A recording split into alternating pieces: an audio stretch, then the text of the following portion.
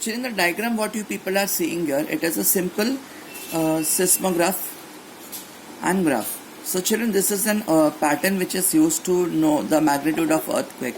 Now when the waves are formed in the beginning, they are called as P waves. Then later on, after P waves, the forms the S waves, and after S comes the L waves. So there are three waves which are being formed because of earthquake. They are P, S and L. So let us learn about the focus and epicenter of the earthquake. So because of the moment occurring below the earth's surface, tension is created and it keeps on accumulating. The tension gets accumulated, like the height, because the tension was not that high. So because of the accumulating of the tensions, a high energy is released at the place where the tension mount up, and this is called as the center of the earthquake, where we are having lots of tension being created due to the plates or due to the rocks. So it is called the focus. So that place where we are having lots of tension being created, the focus point, that is being called as focus or hypocenter. Energy waves scattered in all directions from the center.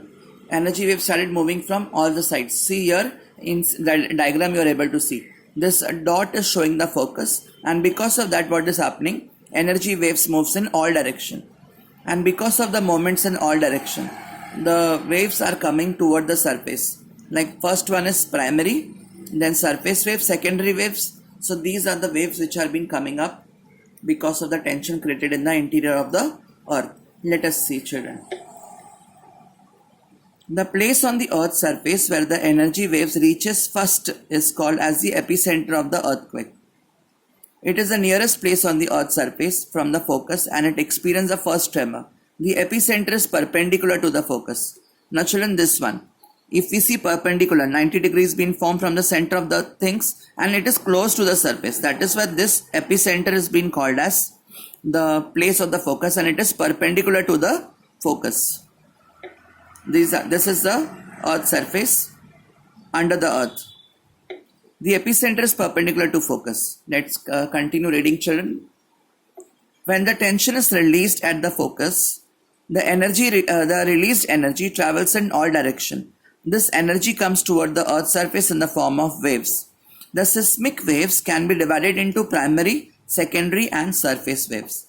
So what are the waves being divided into? Primary, secondary and surface. We call primary waves as P, secondary waves as S and surface waves as L waves. Am I clear? Let's start with the primary waves. Now children, these are the first one to reach the surface of the earth after the energy is emitted in the earth's interior. First waves to travel to the earth is primary waves. They are the first one.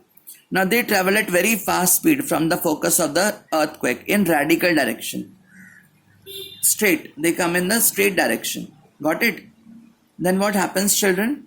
Subject to the primary waves, particles of the rocks moves in the direction of the waves, to and fro.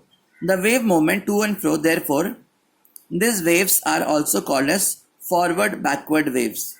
To and fro. They are moving to and fro regularly, so they are being called as forward and backward because they come and they come in a form of waves.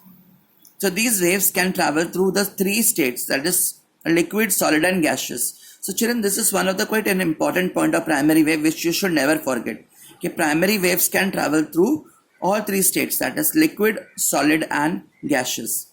But while traveling through liquid medium, their direction gets changed. It is because of the primary waves that the buildings on the earth's surface moves back and forth.